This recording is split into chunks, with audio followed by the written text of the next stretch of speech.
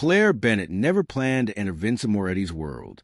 3 days earlier, she had been living in a small apartment on the edge of Chicago, working double shifts at a private hospital and trying to pay off the medical debt her mother left behind after years of treatment. Her life was not exciting, but it was stable. Then everything changed. Claire's younger brother, Ethan, had borrowed money from dangerous people. At first, he promised it was only temporary. He claimed he could pay it back quickly through gambling and small jobs around the city. But people like Ethan always believed they had more time than they really did. By the time Claire learned the truth, Ethan owed nearly $80,000 to one of the most feared men in Chicago, Vincent Moretti. Nobody said Vincent's name without lowering their voice. He was the kind of man people warned each other about. Stories followed him everywhere. Some claimed he controlled half the city. Others said he made people disappear without leaving behind a single trace. Claire had never seen him in person before. She only knew that her brother was terrified of him. Then Ethan disappeared. One night, he left her apartment and never came back. 2 days later, Claire received a phone call from a man she did not recognize. The voice was calm. Too calm. He told her that Ethan was alive, but only because Vincent Moretti had decided to be generous. Ethan's debt had become Claire's problem now. She tried to explain that she did not have that kind of money. The man simply told her to be ready by noon. At exactly 12 o'clock the next day, a black SUV stopped outside her apartment building. Claire still remembered the way her hands shook as she climbed into the back seat. Nobody explained where they were going. Nobody answered her questions. The drive lasted almost an hour. Eventually, the city disappeared behind them, replaced by private roads, high gates, and thick rows of trees. Then the mansion appeared. It sat on top of a hill overlooking the city, like something built for kings instead of ordinary people. The building was enormous. White stone walls, giant windows, long balconies, iron gates, fountains, expensive cars parked near the entrance. But despite all the beauty, the mansion felt cold, like a prison pretending to be a palace. Armed guards stood near every entrance. Cameras covered every hallway. Men in black suits watched everything with blank expressions. Claire immediately realized she was not there as a guest. She was collateral. Inside, the mansion felt even larger. The floors were polished marble. Crystal chandeliers hung from the ceilings. Paintings lined the walls. Every room looked expensive enough to belong in a museum. Still, there was no warmth inside the house. No laughter. No music. Only silence. Claire was brought into a large office near the back of the mansion. That was where she saw Vincent Moretti for the first time. He stood near the window with his back turned toward her, one hand in his pocket, the other holding a glass of whiskey. He was taller than she expected, broad shoulders, dark hair, sharp jawline, expensive black suit. Even without looking at her, he felt dangerous. When he finally turned around, Claire understood immediately why people feared him. Vincent Moretti had the kind of face that looked carved from stone. Cold gray eyes, expressionless mouth, a scar near his temple that only made him look more intimidating. He studied Claire for several seconds without speaking. That silence made her more nervous than shouting ever could. Vincent finally told her the truth. Ethan had stolen from him, not just money, important information. And until Vincent decided whether Ethan deserved to live, Claire would remain inside the mansion. Claire could barely process what she was hearing. She said she had nothing to do with her brother's mistakes. Vincent agreed. But he also said family members often paid for each other's bad decisions. That was how his world worked. Then he gave her rules.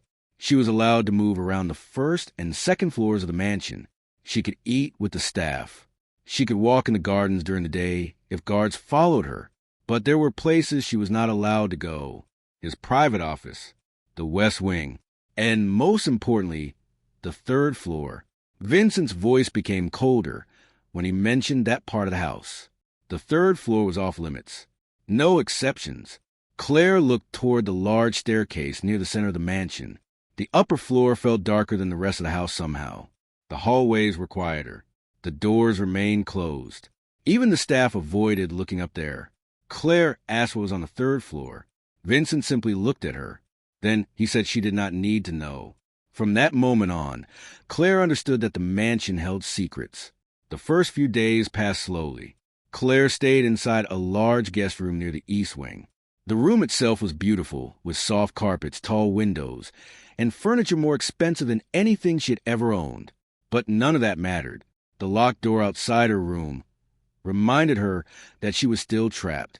Each morning, she woke to the sound of guards changing shifts outside the hallway. Each night, she lay awake staring at the ceiling, wondering what happened to Ethan. Nobody answered her questions. The staff spoke politely to her, but never for too long. Most of them looked afraid, especially around Vincent. Claire saw him only a few times during those first days. Sometimes he walked through the dining room while speaking quietly with his men. Sometimes she caught sight of him near the study, surrounded by bodyguards and advisors. He always looked calm, always in control, but there was something strange about him, too. Sometimes, late in the evening, Claire noticed him standing near the staircase leading to the third floor. He would stop there for several seconds, staring upward as if something waited for him. Then he would disappear upstairs alone. And nobody followed. That only made Claire more curious, because people inside the mansion acted strangely whenever the third floor was mentioned. One maid accidentally dropped a tray after Claire asked what was upstairs. An older guard told her to stop asking questions if she wanted to stay safe. Realistic photo, bright daylight. Inside a luxury mansion staircase area, a young woman standing and looking shocked toward upstairs, wearing a modest full-length beige dress with long sleeves. Fully covered, natural face, realistic skin texture. A small boy visible upstairs near a slightly open door looking scared. A tall man in black suit standing below the stairs watching seriously. Bright sunlight from large windows. Simple composition, emotional tension. DSLR camera, no cartoon, no. Illustration, no painting, no CGI, real human faces, YouTube thumbnail. Claire slowly pushed the bedroom door open. The room inside looked nothing like the rest of the mansion. Instead of dark furniture and expensive decorations, it was warm. Soft blue walls covered with drawings. Shelves filled with books and toys. A small bed near the far corner. A basketball resting near the window. And sitting on the edge of that bed was a little boy. He looked no older than 6. His dark hair fell across his forehead in messy waves, and his small hands clutched a stuffed bear tightly against his chest. His face was pale from crying, but what caught Claire's attention immediately were his eyes. They were light gray, unusual, beautiful, and strangely familiar. The little boy looked toward her with fear. For 1 second, neither of them spoke. Claire immediately realized she should leave. Vincent had made it very clear that the third floor was forbidden. If she was caught inside that room, there would be consequences. But then the little boy wiped his face and looked toward the doorway behind her. His voice came out quietly. He asked if she was another nurse. Claire's chest tightened, because children were not supposed to sound that lonely. She stepped carefully into the room and gently closed the door behind her. The little boy stared at her for several seconds before speaking again. He said most people were too afraid to come upstairs. Claire sat slowly in the chair near the bed. She asked him his name. He answered without hesitation. Noah. The name felt strangely soft inside a house like this. Claire asked why he was crying. Noah looked down at the stuffed bear in his lap. He admitted he had a bad dream. Then he said something that made Claire's stomach twist. He said he always had bad dreams when his father left the mansion at night. Claire stayed with him longer than she planned. At first, she only wanted to calm him down before returning downstairs. But Noah kept talking, and the more he talked, the more Claire realized something was very wrong. Noah did not speak like a normal child. He was too quiet, too careful. Every answer felt rehearsed, as if he spent years learning how to stay invisible. He explained that he lived on the third floor all the time.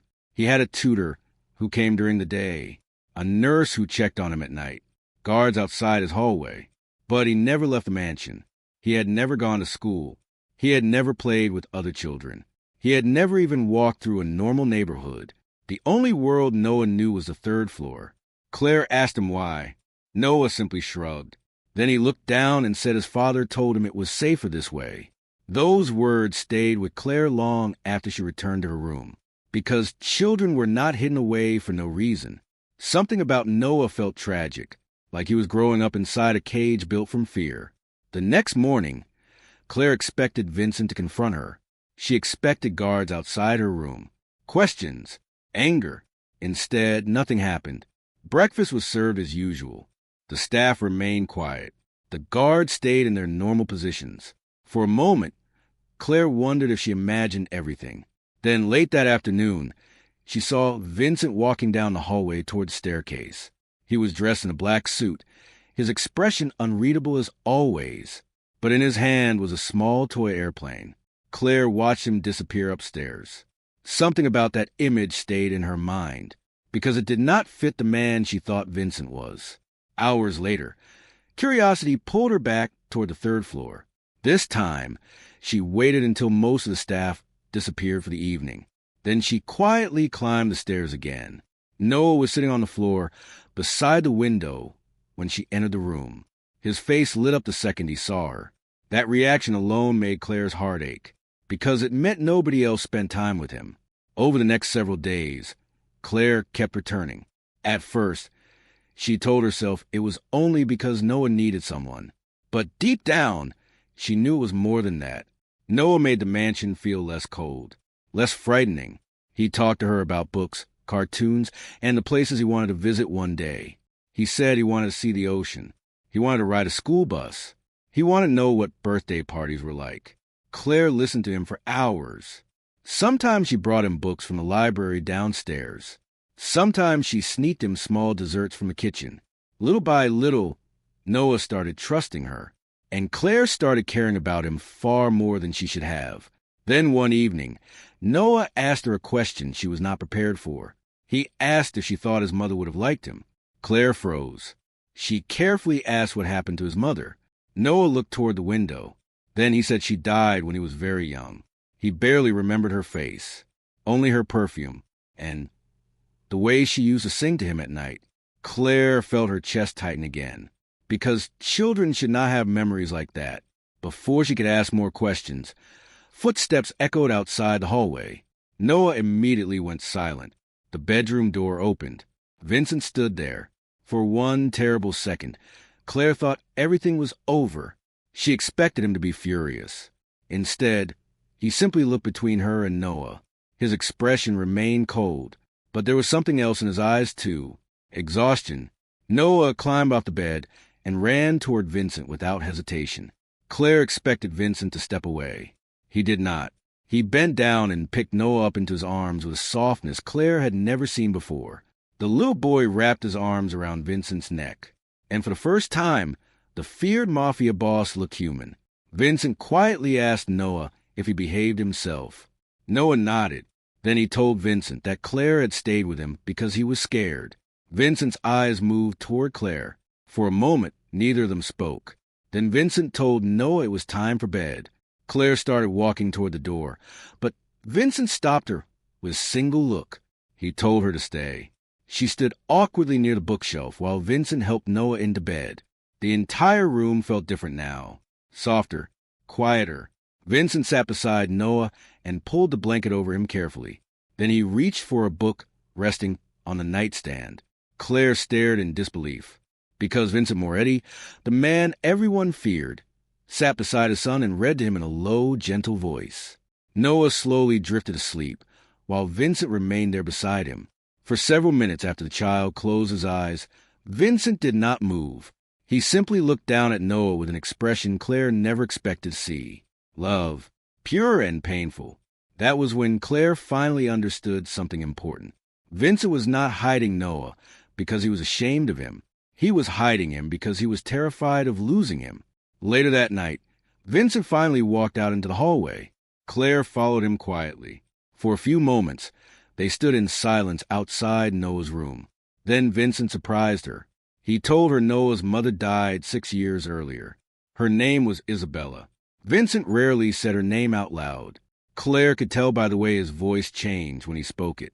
There was pain there, old pain, the kind that never really disappeared. He explained that Isabella was everything he was not: kind, warm, Fearless. She made him believe he could become something better. Then she died suddenly. Officially, everyone said it was a car accident, but Vincent never believed that story. He spent years searching for answers, but nobody ever gave him the truth. After Isabella died, Vincent became even colder, more dangerous. He trusted nobody, especially after he realized that Noah might become a target too. That was why he kept him hidden upstairs. No enemies could hurt Noah if nobody knew he existed. Claire listened carefully. Because for the first time since entering the mansion, Vincent did not sound like a mafia boss. He sounded like a man drowning in guilt, a man who believed he failed the only woman he ever loved. That night changed everything between them. Claire still feared Vincent, but now she saw the sadness beneath the coldness. She saw the father hiding behind the monster people described, and that made him harder to hate. Over the next week, Claire spent more time with Noah. Sometimes Vincent joined them. Those moments always surprised her. Vincent never laughed loudly or smiled often, but around Noah, he changed. He became patient, protective, almost gentle. Claire saw him helping Noah build model airplanes in the library. She saw him carrying Noah downstairs to the gardens when the weather was warm. She saw him standing outside Noah's room late at night, watching the child sleep when he thought nobody noticed. Little by little, the mansion stopped feeling like a prison, at least when Noah was around. Then one afternoon, while Noah was drawing pictures near the window, Claire wandered toward the back corner of his room. There was a small bookshelf beside an old wooden cabinet. On top of the cabinet sat a silver picture frame turned face down. Claire picked it up slowly. The second she turned it over, her breathing stopped. The photograph showed Vincent standing beside a beautiful dark-haired woman. Noah stood between them, smiling. The woman had soft features, light eyes, and long brown hair resting over one shoulder. She looked almost exactly like Claire. Claire stared at the photograph in silence. For a moment, it felt like the room had disappeared around her. The woman standing beside Vincent looked so much like her that it was impossible to ignore. The same soft features, the same long brown hair. Even the shape of her eyes looked familiar, only the smile was different. The woman in the photograph looked happier than Claire had ever felt in her own life. Noah noticed a picture in Claire's hands. He quietly said the woman was his mother. Then he smiled in the innocent way only children could. He said everyone always told him he had his mother's eyes. Claire's hands tightened around the frame, because she could not stop staring at the woman. She felt like she had seen her before, not in person, somewhere deeper, like a memory she could not fully reach. Before Claire could ask Noah more questions, footsteps appeared in the hallway. Vincent entered the room. The second he saw the photograph in Claire's hand, his expression changed. Not anger, something colder, more guarded. Claire immediately placed the frame back on the cabinet. For a few seconds, neither of them spoke. Then Vincent quietly told Noah it was time for his lesson downstairs. Once the boy left the room with his tutor, Vincent remained near the doorway. Claire could feel the tension filling the room. Vincent looked toward the photograph, then back at her. He asked if Noah had shown her the picture. Claire nodded. She wanted to ask about the woman, but Vincent spoke first. He said her name was Isabella Moretti. Even after all these years, the name seemed painful for him to say. Claire looked back toward the cabinet. The woman in the picture no longer looked like a stranger. Now she looked like a ghost. Vincent admitted that everyone noticed the resemblance eventually. The staff whispered about it. Some of the guards noticed it the first week Claire arrived. But Vincent never wanted to admit it out loud, because admitting it made everything feel wrong. Claire asked how Isabella died. Vincent's face became unreadable again. He said the official story was a car accident on a road outside the city, but he never believed it. Too many things about that night felt strange. There were missing police reports, witnesses who disappeared, security footage that vanished. Vincent spent years searching for answers, but every trail ended the same way. Someone had buried the truth. Claire listened carefully, because for the first time, Vincent looked less like a feared mafia boss and more like a man still trapped in his grief. Then Vincent looked directly at her. He asked a question that caught her off guard. He asked if she ever knew someone named Isabella. Claire immediately shook her head. But the truth was more complicated, because Claire had spent most of her life surrounded by secrets. She grew up with her mother in a small apartment outside Boston. They moved often, never stayed in one place too long. Her mother, Diane Bennett, rarely talked about Claire's father, and she almost never talked about the years before Claire was born. Whenever Claire asked questions, Diane always changed the subject. There were no old family photographs hanging on the walls, no stories about grandparents, no relatives visiting during holidays. It was as if Claire's family history simply did not exist. As Claire grew older, she stopped asking questions, because she knew her mother was hiding something. She just never understood what. That night, after leaving Noah's room, Claire returned to her bedroom, unable to stop thinking about Isabella.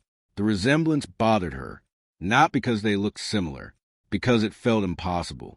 She sat on the edge of her bed for nearly an hour before finally opening the old box she always carried with her.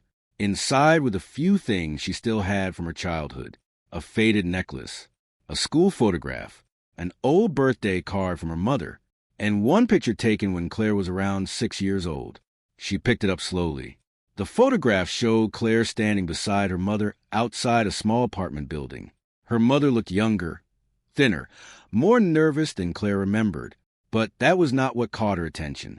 In the background, partially hidden near the corner of the photo, stood another woman. The image was blurry, but Claire's heart nearly stopped when she looked closer. The woman looked exactly like Isabella. Claire stared at the picture for several seconds. Then she turned it over. There was writing on the back in her mother's handwriting. Summer 2002, Chicago. Claire's chest tightened, because her mother had always claimed they never lived in Chicago.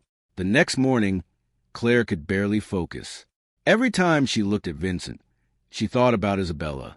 Every time she looked at Noah, she saw the same rare gray eyes. And every time she thought about her mother, more questions appeared. Late that afternoon, Claire finally decided to call her. Vincent's staff allowed her to use one of the office phones downstairs. Her mother answered after the third ring. At first, everything sounded normal. Claire asked simple questions: how she was doing, whether she was sleeping well, whether she still had the old apartment. Then Claire mentioned Chicago. The silence on the other end lasted too long. Claire immediately knew something was wrong. She asked her mother if she had ever known someone named Isabella Moretti. Her mother's breathing changed instantly. For several seconds, she said nothing. Then she quietly asked Claire where she heard that name. Claire did not answer. Instead, she asked if they ever lived in Chicago when she was young. Her mother finally admitted the truth. Years earlier, before Claire was born, Diane Bennett worked for a wealthy family in Chicago. She helped take care of their house. She cooked, cleaned, and looked after paperwork. Claire asked if the family's name was Moretti. Her mother went silent again. That silence told Claire everything. Diane eventually admitted she worked for Vincent Moretti's family years ago, but she refused to explain more. She only said one thing before ending the call. She told Claire to leave the mansion immediately, because staying there would only bring pain. Claire lowered the phone slowly. Her hands were shaking, because now she knew one thing for certain. Her connection to Vincent's family was not random. She had been connected to them long, before she ever entered that mansion. Vincent noticed a change in her immediately. Over the next few days, Claire became quieter, more distracted. She started asking questions about Isabella whenever she had the chance. She asked old staff members how long Isabella lived in the mansion. She asked the guards whether Isabella had family. She asked the housekeeper if Isabella ever left behind personal belongings. At first, nobody wanted to answer. But eventually, Claire noticed something strange. Whenever people talked about Isabella, they also looked at Claire, as if they were thinking the same thing she was. Vincent noticed that too. One evening, he found Claire standing alone in the library holding one of Isabella's old photographs. The room felt heavy with silence. Vincent asked her why she was so interested in Isabella. Claire finally told him the truth. She admitted her mother once worked for the Moretti family. She admitted she found a photograph from Chicago. She admitted she thought there might be some connection between her family and Isabella. Vincent listened carefully. His expression slowly darkened, because for the first time, he started wondering if Claire's arrival at the mansion was not an accident. Maybe someone sent her there. Maybe someone wanted her close to Noah. Maybe someone wanted Vincent distracted. The thought unsettled him, because he no longer trusted coincidences. Not after everything he had survived. Claire saw the suspicion growing in his eyes. That hurt more than she expected, because somewhere along the way, Vincent's opinion had started to matter to her. The tension between them became impossible to ignore. Some days, Vincent barely spoke to her. Other days, he watched her too closely, as if he was trying to decide whether she was a threat or the answer to something he had been searching for. Claire hated it, because she did not know the truth either, and that made her feel more trapped than ever. Then one rainy afternoon, while Vincent was away handling business downtown, Claire returned to Noah's room. She wanted to clear her mind. Noah was downstairs with his tutor, leaving the third floor empty. Claire wandered toward the old wooden cabinet again. This time, she noticed something unusual. One of the drawers did not close properly. She pulled it open slowly. Inside were old photographs, jewelry boxes, and several notebooks tied together with faded ribbon. Beneath them sat a sealed envelope. The paper looked old and worn. Claire carefully picked it up. Written across the front, in elegant handwriting, were 4 simple words. For whoever find this. Claire slowly opened the envelope. Inside was a letter signed by Isabella. Claire stood alone in Noah's room, holding Isabella's letter with trembling hands. Rain tapped softly against the tall windows. The hallway outside remained silent.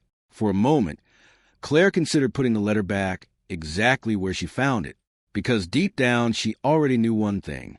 Whatever was written inside would change everything. Slowly, she unfolded the paper. The handwriting was elegant but uneven in places, as if Isabella had been crying while she wrote it. The letter was not addressed to Vincent. It was addressed to Noah. Claire began reading.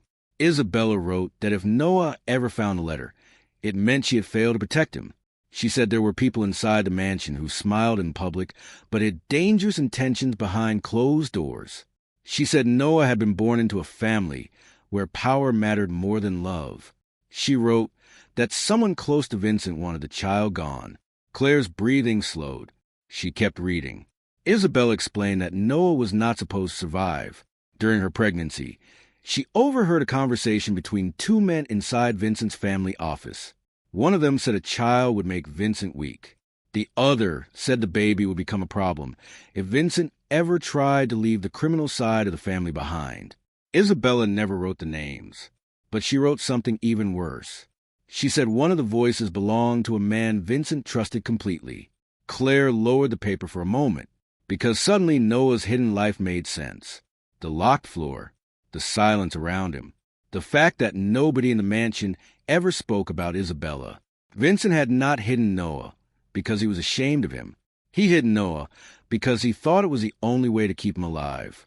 Claire looked back down at the letter. The final pages were even harder to read. Isabella wrote that she planned to take Noah and disappear. She said she no longer trusted anyone inside the mansion. Not the guards, not Vincent's advisors, not even some members of his family. She said Vincent would never believe her because the people around him had spent years controlling his life. Then came the final sentence. If anything happens to me, it was not an accident. Claire felt cold all over, because Vincent spent years believing Isabella died in a car crash. But Isabella herself believed someone murdered her. The sound of footsteps outside the room made Claire quickly fold the letter and hide it beneath her sweater. A second later, Vincent appeared in the doorway. He immediately noticed the look on her face. Claire rarely looked frightened. Now she looked pale. Shaken, Vincent stepped closer and quietly asked what happened. For several seconds, Claire said nothing. Then she handed him the letter. Vincent looked confused at first, but the moment he saw Isabella's handwriting, something changed in his expression. His face went completely still. He sat down slowly near the window and began reading. Claire watched him carefully. At first, Vincent looked calm. Then his jaw tightened. Then came anger. Then something worse. Pain. Because every word inside that letter destroyed the story Vincent spent years telling himself. For years, he convinced himself Isabella's death was random, a tragic accident, something terrible but unavoidable. Now he realized she may have died terrified and alone, believing nobody would save her, including him. Vincent read the letter twice. By the time he finished, his hands were shaking. He never showed weakness in front of anyone, but Claire could see it in his eyes, because Isabella did not just accuse someone inside the family. She accused Vincent of failing to protect her. That truth hit him harder than anything else. For a long time, neither of them spoke. The rain outside became louder. Finally, Vincent stood and walked toward the fireplace. He stared into the flames without moving. Claire quietly asked if he knew who Isabella could have been talking about. Vincent did not answer immediately, because there were too many possibilities. Too many people who benefited from Noah disappearing. Years ago, after Vincent's father died, control of the Moretti Empire became unstable. Several older men inside the family believed Vincent cared too much about Isabella. They thought she distracted him. They thought Noah would make him even weaker. But one person always stood out more than the others. Vincent's younger brother, Adrian Moretti. Adrian had always been ambitious. Even as a child, he hated standing in Vincent's shadow. Vincent was older, stronger, and chosen to lead the family from the beginning. Adrian never accepted that. He wanted power for himself. He wanted the empire, and he hated anything that made Vincent seem human. Claire listened carefully as Vincent finally spoke about Adrian. Very few people in the mansion ever mentioned him. Officially, Adrian died years ago in a fire during a violent attack on one of the Moretti warehouses. There was never a funeral, never a body, just ashes and assumptions. At the time, Vincent was too consumed by grief over Isabella to question anything. Now, for the first time in years, he wondered if Adrian's death had been another lie, because Adrian hated Isabella. He thought she made Vincent weak. He once called Noah a future problem in front of several men inside the family. Vincent never forgot that. At the time, he thought Adrian was just angry. Now those words felt different, more dangerous. Claire looked back at the letter. There was one line near the bottom she almost missed. She unfolded the paper again and read it more carefully. Isabella wrote that if Vincent ever wanted the truth, he should look inside the old music room near the east wing. Claire immediately looked up. She had passed that room before. It stayed locked most of the time. Nobody used it anymore. Vincent took the letter from her hand and read the line himself. Then he grabbed his coat. Within minutes, they were walking through the long hallways of the mansion toward the east wing. The house felt colder than usual. The staff avoided looking at them. The guards remained unusually quiet. It was as if the mansion itself knew something terrible was waiting. The music room sat near the far corner of the second floor. The door was locked. Vincent used an old key from his office to open it. Dust filled the air the second the door moved. The room had not been touched in years. Old furniture stood, covered in white sheets. A piano sat near the windows. Bookshelves lined the walls. Claire slowly stepped inside. At first, nothing looked unusual. Then Vincent noticed scratch marks near the floor beneath one of the shelves. He moved closer. A hidden compartment was built into the wall behind it. Inside were several old files, photographs, and a small black notebook. Vincent opened the notebook first. It belonged to Isabella. Most of the pages were filled with dates, names, and short notes. Claire leaned closer as Vincent turned through them. Then they both saw the same name written again and again. Adrian. Several entries described arguments between Isabella and Adrian. One note said Adrian entered Noah's room without permission. Another said Adrian kept asking questions about Vincent's will. Then came one final entry, written only a week before Isabella died. If something happens to me, Adrian knows why. The room went silent. Vincent slowly lowered the notebook. His face looked colder now. Harder, because for the first time, he had proof. Adrian was not just jealous. He was dangerous. Claire noticed another item hidden inside the compartment. A photograph. She picked it up slowly. The picture showed Adrian standing beside several men outside a building. At first, it looked ordinary. Then Claire noticed the date on the back. The photograph had been taken 2 years after Adrian supposedly died. Vincent stared at it in silence, because there was no denying it anymore. Adrian Moretti was alive, and if he was alive, it meant one terrifying thing. He had spent years hiding in the shadows while Vincent blamed himself for Isabella's death. Claire looked at Vincent carefully. She expected anger, violence, rage, but what she saw was worse. Guilt, because Vincent finally understood the truth. While he spent years hiding Noah upstairs and grieving for Isabella, the man responsible may have been alive the entire time, watching, waiting, planning. That night, Vincent increased security around the mansion. More guards appeared outside Noah's room. The gates remained locked. Nobody entered or left the property without permission. But Claire could still feel the fear moving through the house. Because if Adrian was alive, then he already knew they were getting close to the truth. And men like Adrian never stayed hidden forever. Later that night, Claire returned to her room, unable to sleep. She kept thinking about Isabella, about Noah, about Vincent carrying guilt for years over something he may not have caused. Then she heard something outside her bedroom door, a soft sound, like footsteps. Claire walked slowly toward the door and opened it. The hallway was empty, at first. Then she noticed something on the floor just outside her room, a photograph. She picked it up carefully. The image showed Vincent standing beside Isabella years earlier, but someone had drawn a black line across Isabella's face. And written across the bottom of the photograph were 4 words. He should have died too. Claire stood in the hallway, staring at the photograph in her hands. The black line across Isabella's face looked violent, personal, and the words written across the bottom made her blood run cold. He should have died too. She immediately ran to Vincent's office. He was still awake, standing near the window with Isabella's notebook in his hand when Claire entered. The second he saw the photograph, his expression changed. For a long moment, he said nothing. Then he quietly took the picture from her hands and turned it over. There was another message written on the back. Family always comes first. Vincent's jaw tightened, because those were the exact words Adrian used to say when they were children. Their father repeated that sentence constantly while raising them. He said family mattered more than loyalty, love, or honesty. Adrian repeated it so often that it became part of him. Claire watched Vincent carefully. He looked angrier than before. But beneath the anger was something else. Fear. Because if Adrian had left the photograph outside Claire's room, it meant he was closer than they realized.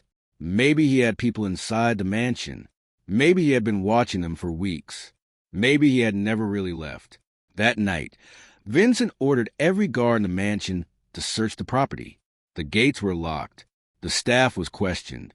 Every camera feed from the last several days was reviewed, but nobody found anything. No intruders. No strange vehicles. No unfamiliar faces. It was as if Adrian had entered the mansion like a ghost. That frightened Vincent more than anything else, because Adrian was never reckless. He was patient, cold, the kind of man who waited for exactly the right moment to strike. For years, everyone believed Adrian died in the warehouse fire. Vincent remembered standing outside the burning building while smoke filled the sky. He remembered seeing pieces of collapsed metal and bodies covered by blankets. Their father identified one of the bodies as Adrian. Vincent never questioned it. At the time, he was too consumed by Isabella's death and Noah's safety to think clearly. Now he realized something terrifying. There had never been enough left of the body to confirm anything. The entire story came from one of their father's men, a man who disappeared a few months later. Adrian had not died. He had escaped. And for years, he had been hiding while Vincent blamed himself for everything. The next morning, Vincent called one of the few men he still trusted, his oldest advisor, Samuel Graves. Samuel had worked for the Moretti family since Vincent was a teenager. He knew the history of the empire better than almost anyone alive. When Vincent mentioned Adrian's name, Samuel looked genuinely shaken.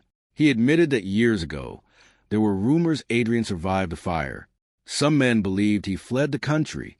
Others believed he built his own operation in secret. But nobody ever found proof. Samuel also revealed something Vincent had never known. Months before Isabella died, Adrian had secretly started meeting with rival families behind Vincent's back. He promised them power, money, and access to Moretti businesses if they helped him take control. At first, nobody took him seriously. Adrian was younger, less respected, less feared. But Adrian knew something important. Vincent loved Isabella, and men in their world always used love as a weapon. That was why Noah became dangerous. Because as long as Noah existed, Vincent had an heir, a son, a future. That meant Adrian would never control the empire completely. Noah stood between Adrian and everything he wanted. That truth hit Vincent harder than expected, because it meant Noah had been a target since the day he was born. Later that afternoon, Claire found Vincent sitting alone inside Noah's room. The child was asleep nearby, curled beneath a blanket with one arm wrapped around a stuffed bear. Vincent sat beside the bed in silence. For the first time since Claire met him, he looked completely exhausted. Not like a mafia boss. Not like a feared man with endless power. Just like a father terrified of losing his child. Claire quietly sat beside him. For several minutes, neither of them spoke. Then Vincent admitted something he had never said out loud before.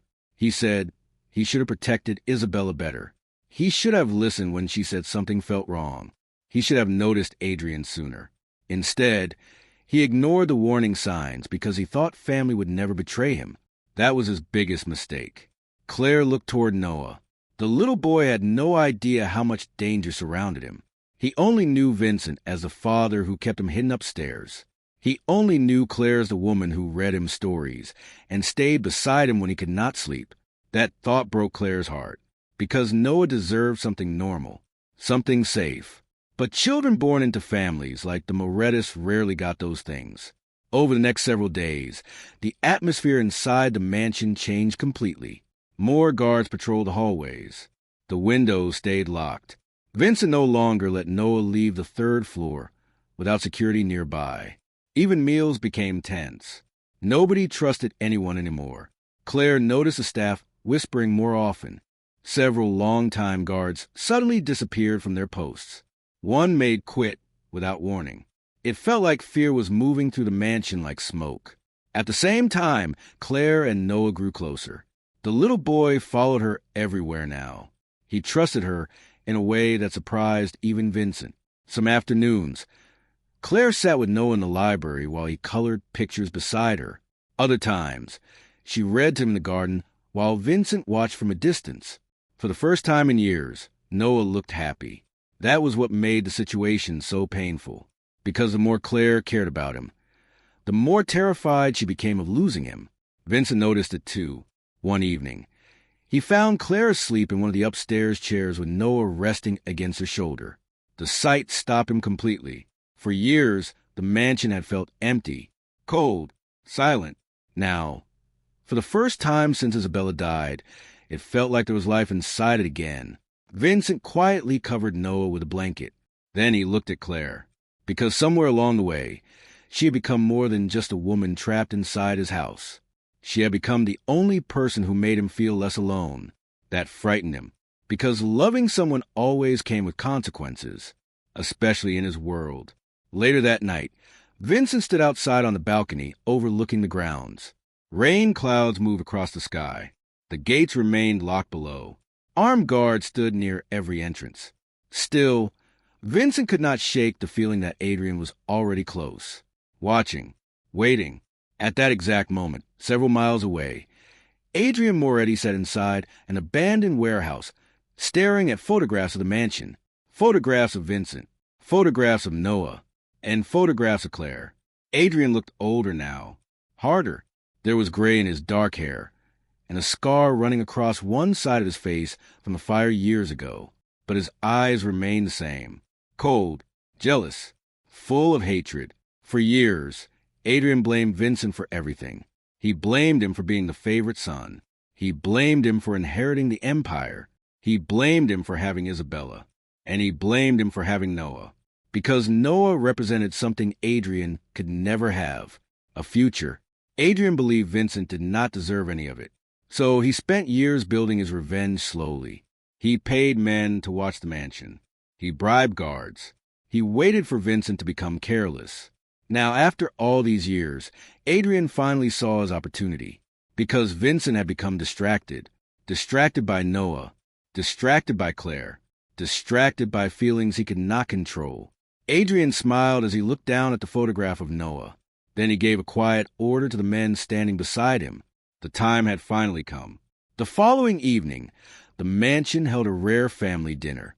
Vincent wanted Noah to spend time downstairs for once.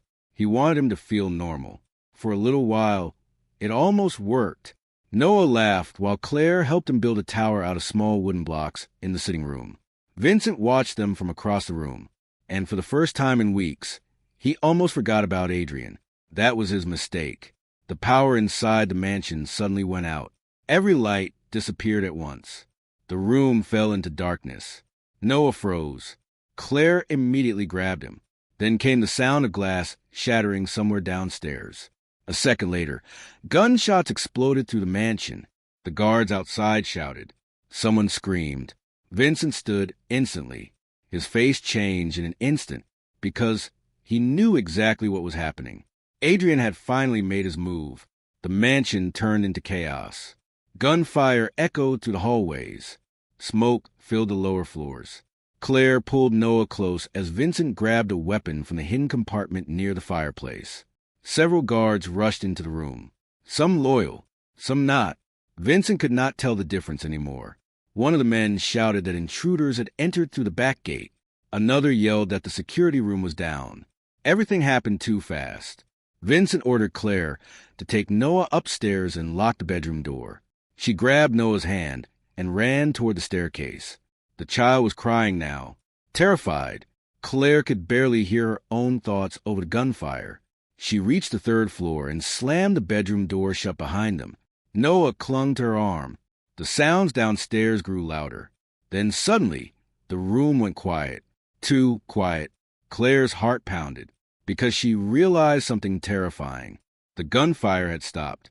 A second later, the bedroom door slowly opened. 3 armed men stood in the doorway, and behind them, smiling coldly from the hallway, stood Adrian Moretti. Claire's body went cold the second she saw Adrian Moretti standing in the doorway. He looked older than Vincent, harder, a long scar across the side of his face, disappearing beneath the collar of his coat. His dark hair was streaked with gray, and his eyes looked almost identical to Vincent's, except there was nothing human left inside them. Noah immediately hid behind Claire. The little boy's hands gripped her sweater so tightly that his knuckles turned white. Adrian stepped into the room slowly, his expression calm, as if he had been waiting years for this exact moment. Claire looked around desperately. There was nowhere to run. The windows were too high. The hallway behind Adrian was filled with armed men. She pulled Noah closer and stepped backward. Adrian's eyes moved toward the child. For a brief second, there was something almost cruel in his expression, because Noah looked too much like Vincent. The same dark hair, the same sharp eyes, the same future Adrian spent years trying to destroy. Adrian quietly told Claire to move away from the boy. She refused. One of the men stepped forward and grabbed her arm hard enough to make her cry out. Noah screamed immediately. Claire fought back, kicking and pulling against the man's grip, but there were too many of them. Adrian stayed calm through all of it. Then he gave one quiet order. The man struck Claire hard enough to send her crashing into the side of the bed. Her head hit the wooden frame. For a second, the room blurred around her. By the time her vision cleared, Noah was gone. Claire stumbled toward the hallway, screaming his name, but the third floor was already empty. Only the sound of footsteps disappearing down the stairs remained. Downstairs, Vincent had blood on his hands and glass beneath his shoes. The mansion had become a war zone. Several guards lay motionless near the front entrance. Smoke drifted through the hallway. The sound of distant gunfire still echoed outside. Then Claire appeared at the top of the staircase. The second Vincent saw her face, he knew something had happened to Noah. Claire could barely breathe. Her voice shook as she told Vincent Adrian took him. For one terrible second, Vincent stood completely still. Then something inside him broke, because Noah was not just a son. He was the last piece of Isabella left in the world, the last person who still carried her eyes, the last proof that she had existed. Vincent grabbed the edge of the table beside him so hard that the wood cracked beneath his hand. For years, he survived every betrayal, every war, and every loss because Noah still existed. Now Adrian had taken that too. Claire watched Vincent's face change, not into anger, into something worse. Grief, because for the first time in years, Vincent looked like a man who had nothing left to lose. The next several hours passed in chaos. Vincent locked down every Moretti property across the city. He called in every loyal man he still trusted. He sent guards to every safe house, warehouse, and abandoned building Adrian ever used and passed. Nobody slept. Nobody stopped moving. Claire stayed beside Vincent through all of it, even though she was shaking, even though guilt was crushing her, because she believed Noah was taken because she failed to protect him. Several times, Vincent found her standing alone in the upstairs hallway staring into Noah's empty bedroom. The bed was untouched. His toy train still sat near the window. One of his shoes remained near the bed where he left it. The room looked exactly the same. That somehow made it worse. Late that night, Claire finally broke down. She sat on the floor in Noah's room holding the stuffed bear he slept with every night. Tears rolled down her face as she whispered that she should have fought harder. She should have protected him. Vincent stood in the doorway, watching her. Then he slowly walked into the room and sat beside her. For a few moments, neither of them spoke. Then Vincent quietly admitted the truth. He said none of this was her fault. It was his. He should have seen Adrian coming. He should have protected Isabella years ago. He should have never allowed Noah to grow up inside a house full of enemies. Every terrible thing that happened traced back to him. Claire looked at him, because for the first time, Vincent Moretti did not look like a Mafia boss. He looked like a broken father. That was what finally broke her too. She reached for his hand. At first, Vincent looked surprised. Then he held on to her like she was the only thing keeping him standing. Because, in a strange way, she was... The next morning, Vincent finally got his first lead. One of Adrian's former drivers was found hiding inside a motel outside the city. Vincent's men brought him to an old warehouse near the river. Claire waited outside while Vincent went inside alone. The screams lasted less than 10 minutes. When Vincent came back out, there was blood on his shirt and fury in his eyes. But he had what he needed. The driver admitted Adrian had taken Noah to one of the old Moretti safe houses near the docks. A place Vincent himself used years ago during gang wars. That meant Adrian wanted Vincent to find him, which made it a trap. Claire immediately said she was coming. Vincent refused at first. He said the docks would be dangerous. He said Adrian would use Noah as bait. He said he could not lose Claire too. That was when Claire looked directly into his eyes and told him something she had been hiding for weeks. She said Noah was not the only person she could not lose anymore. The words hit Vincent harder than expected, because for so long, both of them fought what was growing between them. Fear, grief, attraction, love. Now, there was no more time to hide from it. Vincent stepped closer. For a moment, the rest of the world disappeared around them. The guards, the violence, the fear, none of it mattered, because all that mattered was Noah. And because somehow, in the middle of all the chaos, Claire had become part of the family they were trying to save. Vincent gently touched her face. Then he kissed her. The moment was brief, soft, painfully real. And when it ended, both of them understood something they could no longer deny. They loved each other. That was exactly why Adrian would use it against them. By sunset, Vincent and his men were moving toward the docks. The old safe house sat near the edge of the river, hidden behind abandoned shipping containers and rusted warehouses. Rain clouds covered the sky. The entire area looked dead. Vincent sat in the back of the SUV beside Claire. A gun rested in his lap. His face was unreadable again. But Claire could still see the fear beneath it. Because no matter how dangerous Vincent looked on the outside, inside, he was still thinking the same thing. What if they were too late? The convoy stopped several blocks away from the safe house. Vincent ordered half his men to move around the back, while the others surrounded the front entrance. Nobody spoke. The tension felt sharp enough to cut through the rain. Then Vincent stepped out of the SUV. Claire followed beside him. The building looked empty from the outside. Broken windows, Faded walls. No lights. But Vincent knew Adrian too well. He would never leave Noah alone. As they entered the side door, the smell of dust and old smoke filled the air. The hallways were dark. Their footsteps echoed softly through the building. Then they heard it, a child crying. Claire stopped breathing, because she knew that voice. Noah. Vincent moved faster. He pushed open door after door, searching every room. Then finally, near the top floor, they found him. Noah sat tied to a chair in the center of a large room. His face was wet with tears. The second he saw Vincent and Claire, he cried even harder. Vincent immediately stepped forward. But then a voice came from the shadows behind Noah. Slow, cold, familiar. Adrian stepped into the light, holding a gun against the side of Noah's head. For one terrible second, nobody moved. Noah sat tied to the chair in the middle of the room, tears running down his face. Adrian stood behind him with one hand gripping the back of the chair and the other pressing a gun against the side of the child's head. The room felt frozen in time. Vincent stopped several feet away. Claire remained just behind him, unable to breathe. Adrian looked calm. That was what made him terrifying. He smiled slightly as he looked at Vincent. Then he looked toward Noah. The little boy was shaking so badly that the chair beneath him trembled. Vincent slowly lowered his weapon, because nothing mattered more than Noah. Not pride, not revenge, not power. Only Noah. Adrian seemed almost pleased by that. He quietly admitted that this was the moment he had waited years for. Not the gun, not the kidnapping, the choice. Because Adrian spent his entire life believing Vincent loved power more than people.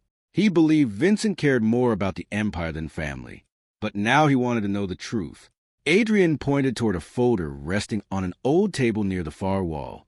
Inside were property records, bank accounts, business contracts, and legal documents connected to the entire Moretti empire. Every hotel, every casino, every warehouse, every dollar. Adrian said Vincent could still save Noah. All he had to do was sign everything over. Claire looked at Vincent, because she knew what those papers meant. The empire was not just money. It was Vincent's entire life. Everything his father built, everything he inherited, everything he protected for years. And Adrian wanted all of it. For a moment, Vincent said nothing. He simply stared at Noah. Then he looked at Claire. And Claire finally understood something important.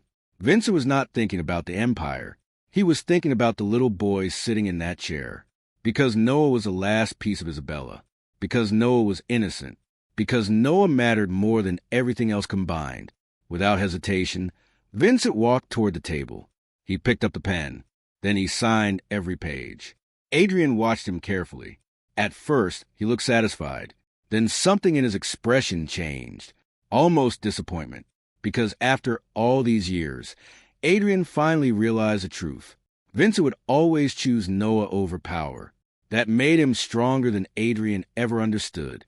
The second Vincent finished signing the papers, the sound of explosions echoed from outside.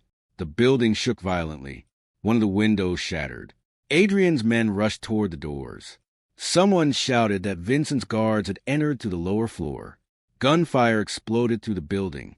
The rescue mission had begun. Chaos tore through the safe house.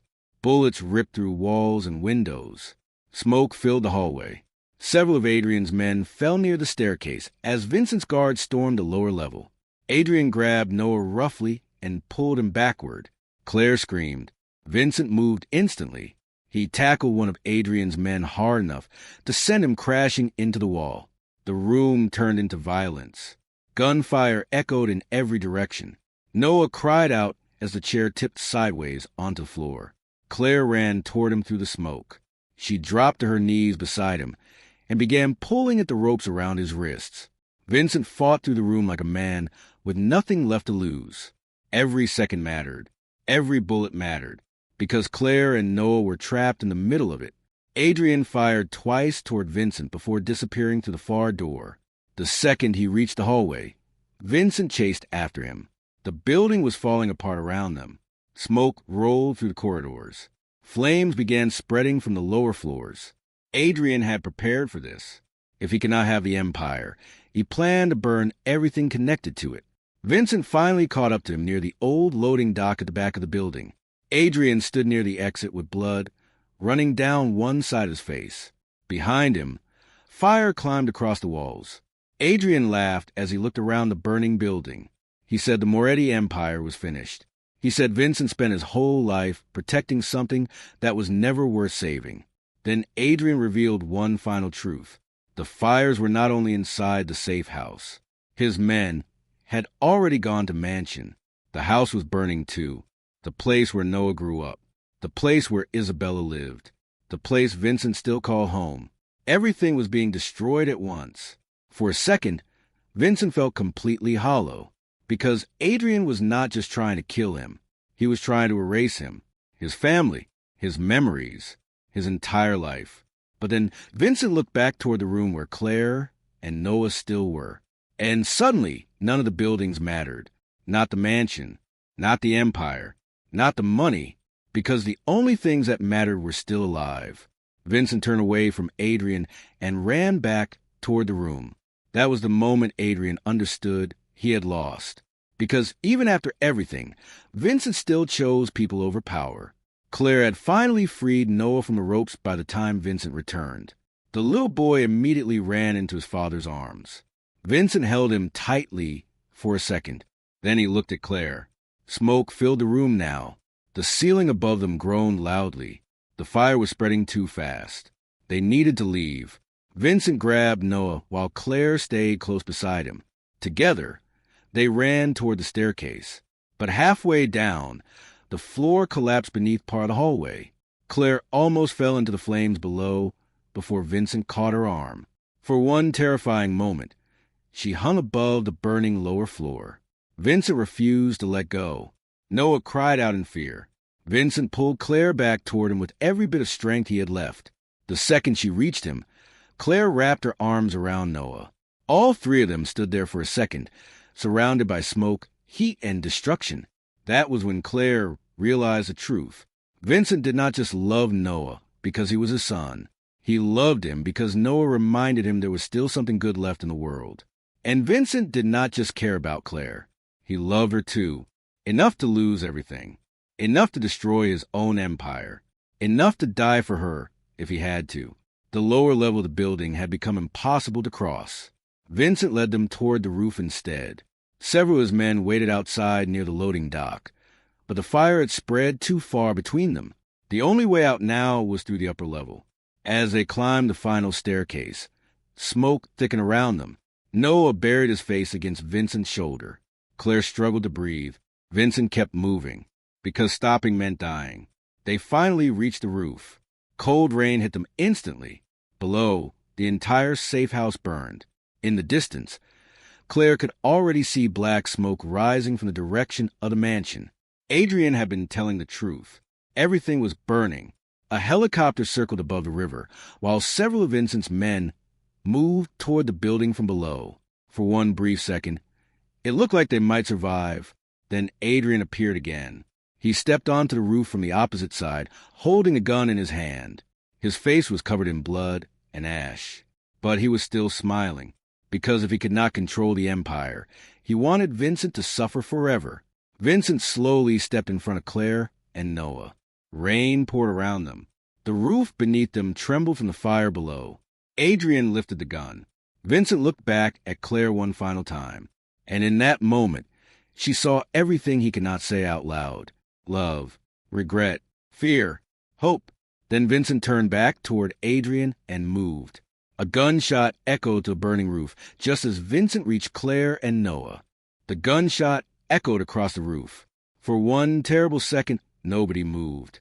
Rain poured through the smoke. Flames climbed through the lower floors beneath them. Noah screamed as Claire wrapped both arms around him. Then Adrian staggered backward. Blood spread across his chest. Vincent was still standing. One of Vincent's men had reached the roof from the side staircase just in time. The bullet hit Adrian before he could fire again. Adrian looked down at the blood covering his shirt. For the first time in years, there was real fear in his eyes. Then the roof beneath him cracked. The fire had weakened the entire structure. Adrian stumbled backward toward the edge of the roof, reaching for something to hold on to. But there was nothing left. A second later, he disappeared into the flames below. Nobody moved for several seconds. The only sound were the rain, the fire, and Noah crying against Claire's shoulder. Vincent stood completely still, because after all these years, it was finally over. Adrian was gone. The lies, the betrayal, the fear, all of it ended on that burning roof. Minutes later, Vincent's men helped him into the helicopter waiting nearby. As the aircraft lifted into the sky, Claire looked down at the city below. The safe house burned near the river. Farther away, black smoke still rose from the mansion. Everything Vincent spent his life building was disappearing in front of him. But when she looked beside her, she saw Vincent holding Noah tightly in his arms. And for the first time, she realized something important. He did not care, because Noah was alive, because she was alive. That was enough. The weeks after the fire felt strange. Vincent sold most of what remained of the empire. The businesses connected to violence disappeared first. The illegal money, the hidden warehouses, the old contacts, all of it slowly vanished. Many people thought Vincent had become weak. Others believed he had finally become free. He no longer cared what anyone thought, because after losing almost everything, he understood the truth. Power meant nothing if there was nobody left to share it with. Claire stayed beside him through all of it. At first, neither of them knew what their future would look like. The mansion was gone. The empire was broken. The life they once knew no longer existed. But Noah still needed them. And somehow, that became enough. Almost a year later, they moved into a house near the ocean in Northern California. It was smaller than the mansion, quieter. There were no guards standing outside every room, no locked floors, no cameras hidden in the walls. For the first time in years, the house felt safe. Vincent changed too. He became calmer, softer around Noah. He still carried the same darkness inside him, but it no longer controlled him the way it once had. Some mornings, Claire would find him teaching Noah how to ride a bike in the driveway. Other times, she would watch them sitting on the beach together in silence, while Noah asked endless questions about the world. Vincent never ignored him, because he knew what it felt like to grow up without answers. 3 years later, Claire and Vincent finally married in a small private ceremony near the ocean. No reporters, no armed guards, no politicians, only Noah and a few people they trusted. For the first time, Claire no longer felt trapped inside Vincent's world. She felt like she belonged in it. Years passed. Noah grew older. At 12, he had Vincent's dark hair and Isabella's gray eyes. He became quieter as he got older, more observant. He noticed things other children missed. He remembered details. He watched people carefully before deciding whether to trust them. Sometimes, the way he looked at people reminded Claire too much of Vincent. That frightened her, because no matter how far they moved from the old world, part of that world still lived inside Noah. One rainy afternoon, when Noah was 14, he entered Vincent's office carrying an old photograph. It showed Vincent and Isabella standing together outside the mansion years earlier. Noah quietly asked who his mother really was. Vincent looked at the photograph for a long moment before answering, because even after all these years, talking about Isabella still hurt. He told Noah that Isabella was kind, that she loved music and books, that she laughed whenever she was nervous, that she used to sit beside Noah's crib for hours because she was terrified something would happen to him if she looked away. Then Vincent admitted something even harder. He told Noah that Isabella died because she was trying to protect him. Noah stayed quiet after that. But later that night, Claire found him sitting alone in the library holding the photograph. For the first time, he looked old enough to understand what loss really meant. Claire sat beside him and told him something Vincent could not. She told Noah that Isabella never stopped loving him, even at the end, even when she was afraid. That mattered. Several weeks later, Vincent finally decided Noah was old enough to know the full truth. He took him into the small office near the back of the house where he kept a few things that survived the fire. Inside were old photographs, letters, and one small box that belonged to Isabella.